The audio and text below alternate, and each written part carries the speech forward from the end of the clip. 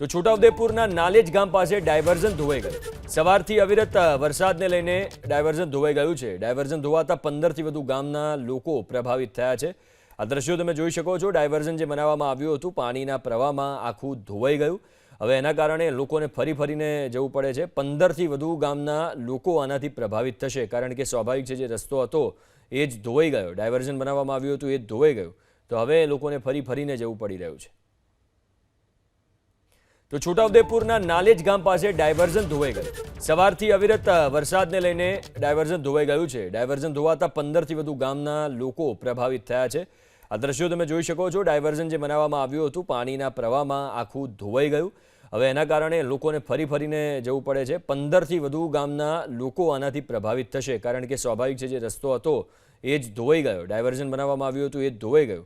તો હવે લોકોને ફરીને જવું પડી રહ્યું છે.